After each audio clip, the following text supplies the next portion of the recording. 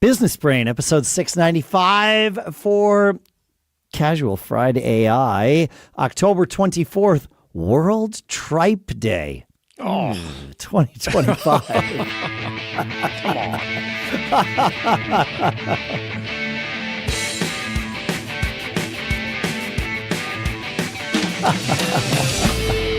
Greetings, folks, and welcome on World Tripe Day to Business Brain, the show where we take a few ideas, we crunch them, we dissect them, we use them to tune our business brains, even if they don't taste good.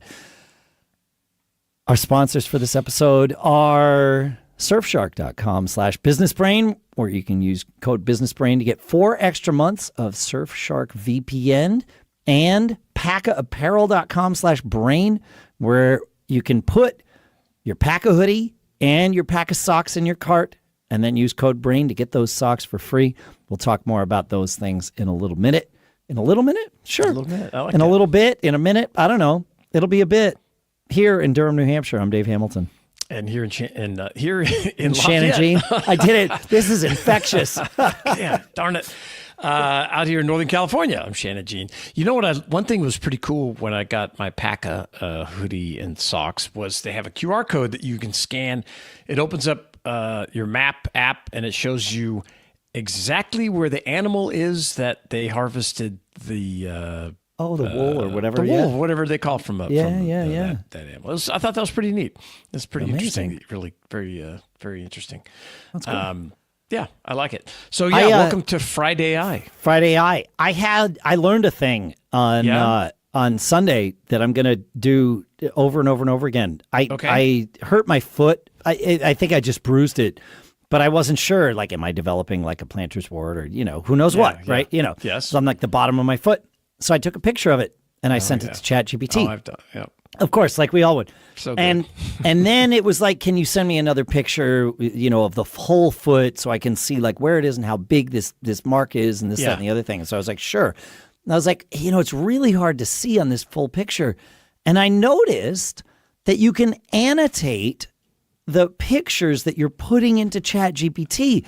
And so I was able to draw on the thing, I used my phone to add the picture, and I just like you would annotate. First? What's that? Do you add it first and then annotate, or annotate it and then add? You know what I mean? I took as I was taking the picture with the ChatGPT app. Okay. I took the picture, and then it shows you the picture sits there above the text before you say go process.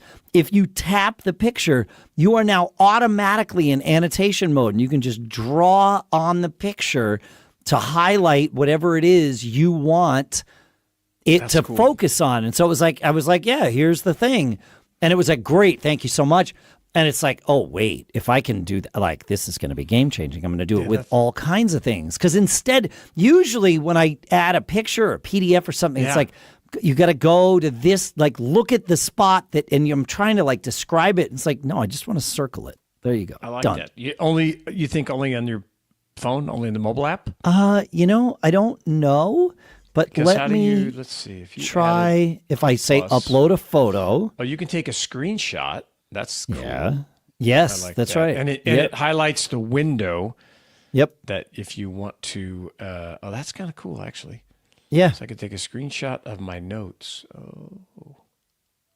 Right, and then you can annotate from there, I would think. Now I never realized that I had to do this. So you got to turn on screen. You got to do the whole security thing. And reopen. Yeah, of course, of course. Apple's so crazy. All the security, but if so now I have that up, so I can take a screenshot of us. There we are. If I tap it, do the same thing. Can I draw on it? No. It's the phone app that lets me do this. Okay. Yeah, I don't see a spot here. It's just doing a quick look thing in the app. Okay. So it's the phone app that lets me do it. It really, really helpful. I love it. Yeah, that sounds crazy cool. helpful. So, yep. That's great. I like it. And I love it.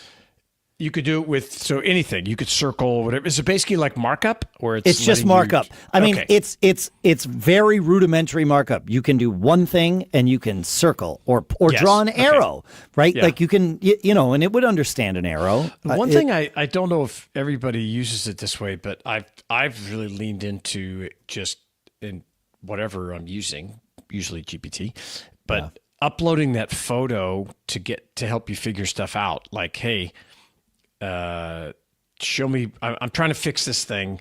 Here's a picture of it. What am I missing? Like, what was I looking? Oh yeah, like I had some stuff going on in this Jeep that I'm selling. I told you that I'm getting ready to put on auction site. Yeah. And I was messing around and I just didn't remember because I hadn't driven it in so long. And I was like, well, I'll take a picture. What does this light mean? What is this? I do that. I got a new car this year. I can't count the number of times I've done it. I've definitely never done it while I'm driving. Of course. Here's the worst or the best, depending on how you look at it. I'm in Arizona. Yeah. I rent this car. I use this really cool car rental agency called 6T, S-I-X-T. Oh, yeah. I've used SIXT. I used them in Germany for the first time, but now they're here in the U.S. Amazing. Yeah. So it says pick your car out. So I wanted this big SUV to take people around in. So it was it was like the largest vehicle I've ever driven. It was a Yukon Denali, big monster thing. Oh, yeah. Huge screen inside, all this stuff. But I'm sitting in the car rental place. I started it up. I hit the button. And I'm looking around, and I cannot find where to put it into drive. Yep. It's nowhere. I'm used to a knob, of course, some sort of gear shift, of right? course, nothing.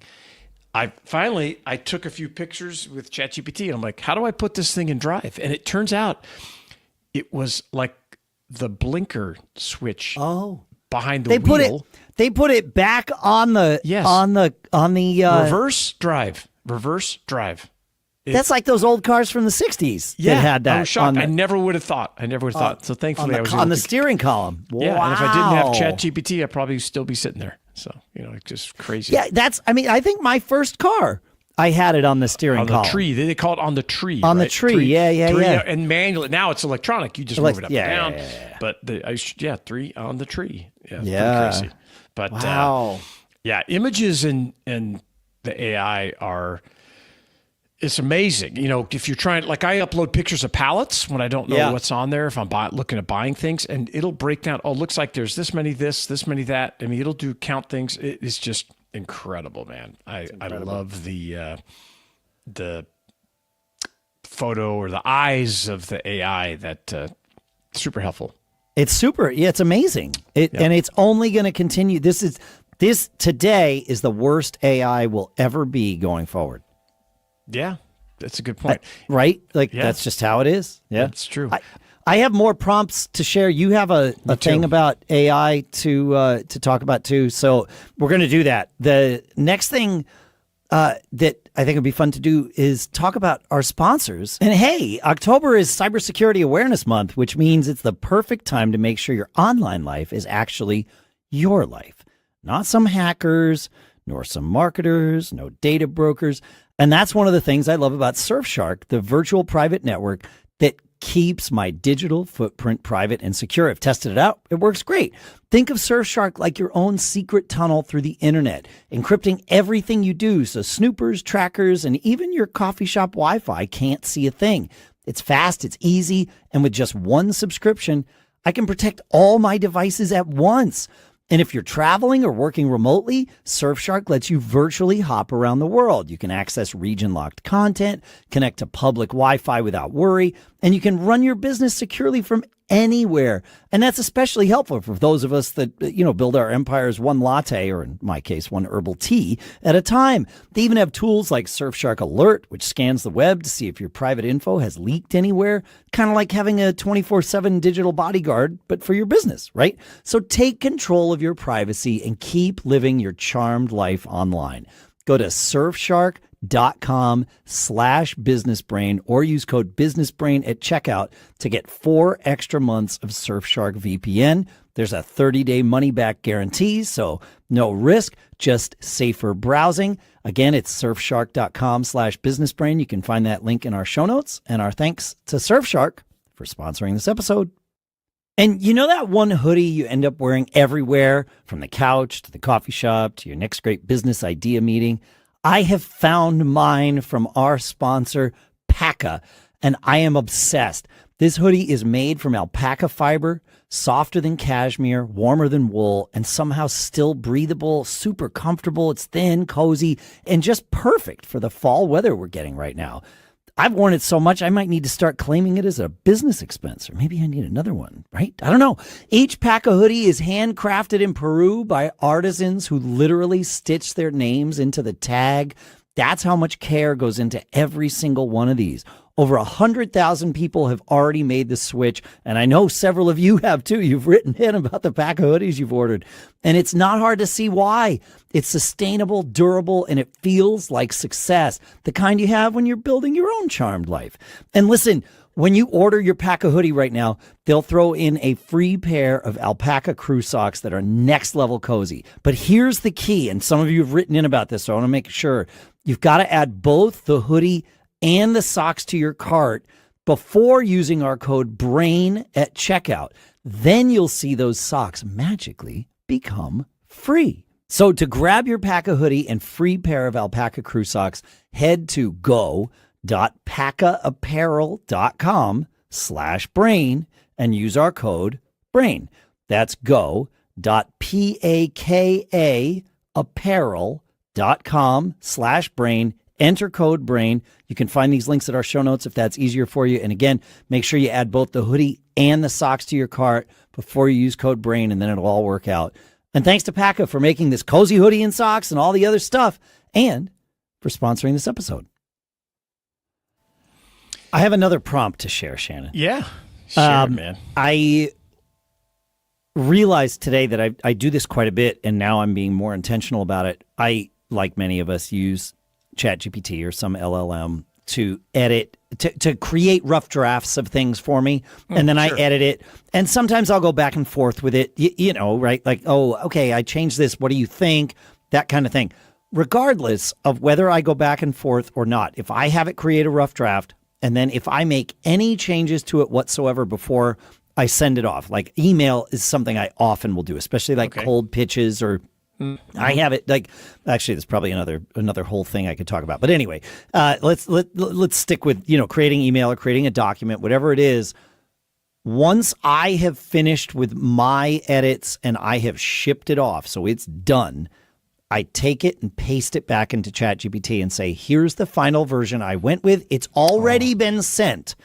Please use this as a template for my voice for the next time. Yeah. You save it as if you're a particular project, or you just generally dump it up there? I'll dump it back into the same thread that I was in for whatever that is. But, you know, I'll just say, here's the final version that I edited. So you have it for the next time we work on something together. Yeah, and that's good. Very important. And it has helped. Like I see that the more you give, the better the results are. There's just no doubt about it. And, I think that's a great idea, because you're going to fix, you know, or whatever, or you're going to just add your personality. That's it. And the way you talk. And so you're trying to teach it the way you talk. Yeah, I think that's a great idea. I have lots more to say, but I know you have stuff to say too. I have one. Yeah. One thing I think we can all agree on one thing, that most AI can be a toxic optimist. Right? In the sense that's really funny. I like that. You know, you put something in like, hey, do you think this idea is a good idea? And the AI responds, oh, absolutely, Shannon. I think underwater French fries would be a great business, and let me give you the reasons why. And so the idea is to come up with you can call it, what I refer to it as the devil's advocate prompt. Which is a prompt to counterbalance this echo chamber effect that your AI is going to have, because it thinks, you know, it's programmed to make you feel like you're the smartest person in the world, right? And to learn from you and everything. So it forces the AI to kind of break down what you're doing on the flip side. So here's a generalized version of that. Okay. So Act as a ruthless devil's advocate. Your job is to find weaknesses, risks, and flawed assumptions in the following idea. No praise, no compliments. Only critique and what could go wrong. Provide clear examples and evidence where possible. Here's the idea. And then put the idea. And then give it, yeah. It's good. And you know, I wonder if it would be good to create a project, an ideas project, an idea vetting project. Oh, yeah. Good idea. Right? Where this is the sort of foundational instruction for the whole thing. That way you don't even have to put this in text expander. This is the vetting project. And, you know, in ChatGPT, you just say new project on the side and come up in there. But there's I'll give you, I came up with a couple of other examples here. This one I thought was interesting. This one was assume customers don't care about this product. Explain why the value proposition is weak, why adoption will be low, and what customer objections will kill it.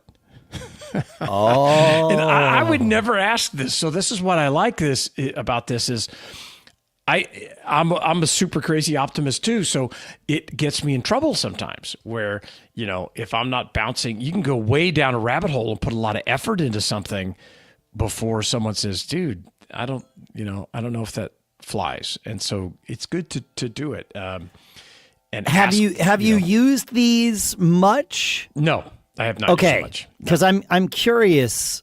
I'm curious how it's going to work. Yeah. It would be good to try it with something you know that already succeeded. Right. Oh, yeah, that's right. Or failed and why it failed too. Yeah. I mean, it's going to give you reasons why it wouldn't work. It's going to be the naysayer, right? But I would hope you're telling it to. Yeah. You're telling it to be the naysayer. And I can't stand naysayers, but no, but it's good to have a reality check. Yeah. It's good to be able to work up to okay, people are going to mention this. Here's my response in advance. I'm going to learn from it, and here's how I'm going to prepare to answer those questions or answer those objections once somebody somebody does it. So I just thought it was interesting. We'll put the few prompts that we have up there. We'll drop them in the notes, the show notes, and then we're also working on a prompt guide. And so we're going to have that here for you soon where you'll be able to go grab the prompts that we feature on the show. And we'll keep it as a live document. So each time we come up with a prompt, you won't have to go back and search through the show notes. We'll just say, hey, go to, we don't have to wherever we're going to send you. Yeah, wherever that's we're right. going to send it, and you'll just go there. If you're listening to this and it's been a few weeks or a few years, go to businessbrain.show. There will always be a link from there to whatever it is we're talking about here. So exactly. Yeah. So, because I mean, I use these things all the time. And one thing I love about this FridayAI show is it gets me to stop and look through what I've worked on this week and talk about, I need to add this, or, I need to come up with that. So I now have officially started. It will actually begin tomorrow at our weekly staff meeting with Backbeat, that we are sharing. It is everyone's responsibility to bring one thing in that you have used AI for in the last week. Basically, we're doing FridayAI on Tuesdays. Prompt library, and it's a shared prompt library. But it also just if it's the discussion of it that's like, oh, wait, I never thought I could do that. I could. Yeah. Well, how many aha moments have we had just you and I talking? It happens all the time. Yeah. Well, that's the thing is it's so new. It really reminds me of talking with people about how to use search engines when search engines first. Because the internet existed without search engines for a really long time. It's hard to believe, but we just had lists of links, and it was like, okay, well, indexes, bookmark that because that person's making a good updated list of links, right? And it was like, and then Alta Vista showed up, and it was like, wait, what is that? Yep, it searches, it scours. What? And Yahoo was the same thing, right? Yeah. It's incredible. That's incredible. If if you've used prompts like this before, let us know. Feedback at businessbrain.show. We want to hear from you. I think you said your knowledge. feedback at businessbrain.show, my friend. I did. Yeah. You got it. Thanks for hanging out with us. Thanks for spending your time. Make sure, send us a review, businessbrain.show/review. We'd love to hear from you. And have a great weekend. Keep living that charmed life. We'll see you next week. Enjoy. See ya.